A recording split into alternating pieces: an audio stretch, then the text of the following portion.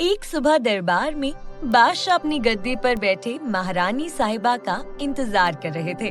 बेगम साहिबा, आपका सजना संवरना पूरा हुआ या नहीं? हमें पहले ही शादी में जाने के लिए बहुत देर हो चुकी है, कहीं खाना खत्म न हो जाए।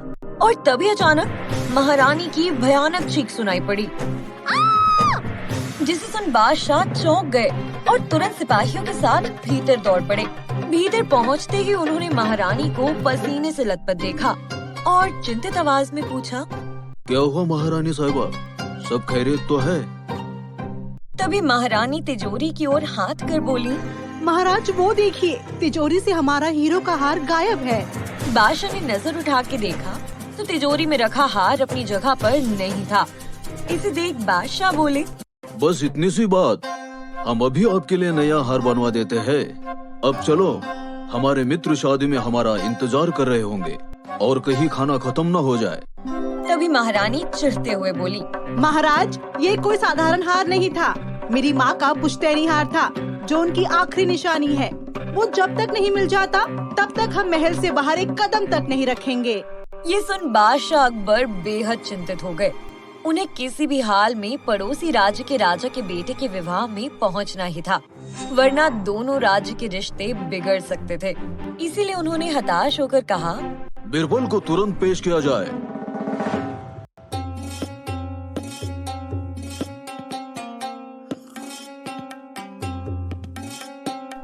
राजा बीरबल, बादशाह ने तुरंत आपको हाजिर होने का हुक्म दिया है।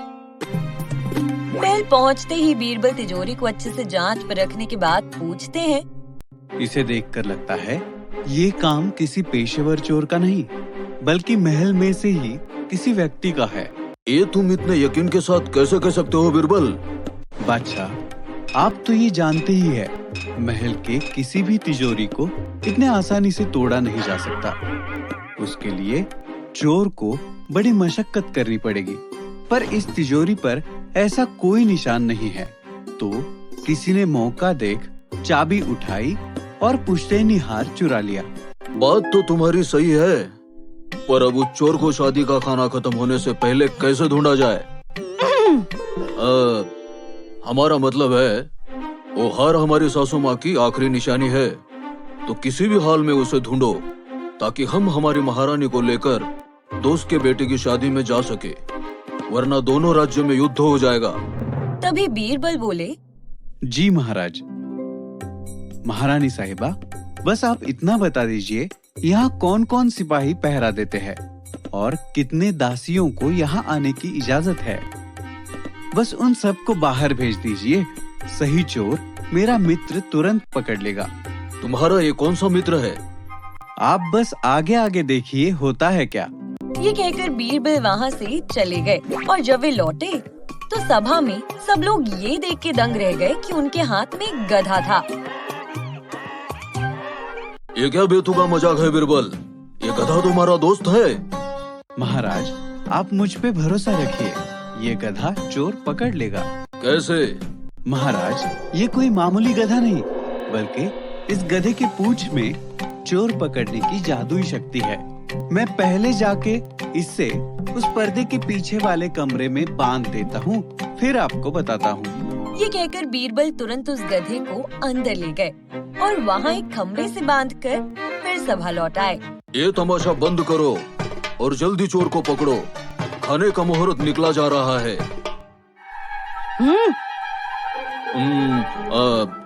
हमारा मतलब शादी का मुहूर्त निकला जा रहा है।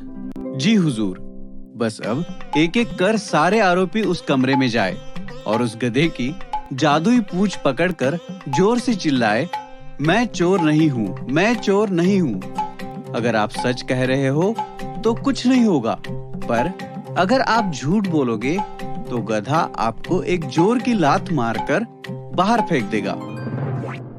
बस फिर क्या था, बीरबल के दिए आदेश अनुसार एक एक कर सारे आरोपी कमरे में गए और मैं चोर नहीं हूँ, मैं चोर नहीं हूँ चीख कर लौट आए।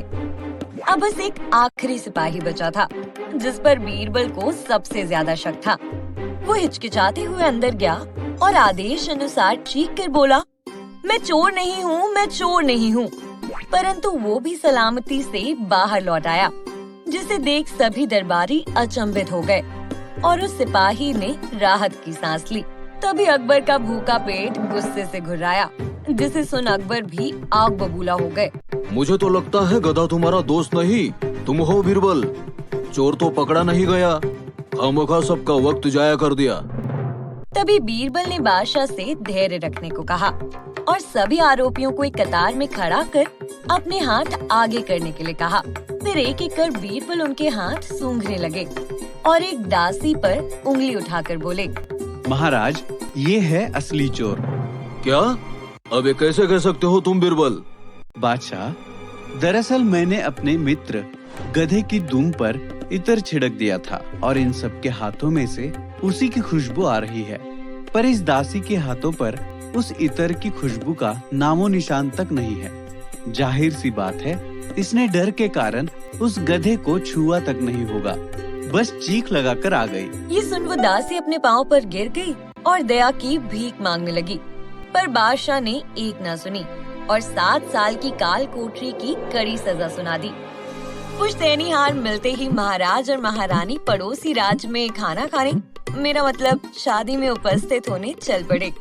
परंतु वहाँ पहुँचते ही खाना खत्म हो चुका था और बादशाह अकबर निराश हो बोले, शादी में खाने के लालच में हमें भूखा नहीं रहना चाहिए था।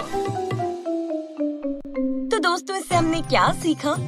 लालच एक अभिशाप है और हमसे हमेशा ऐसे काम करवाएगा जो सही विकल्प नहीं है।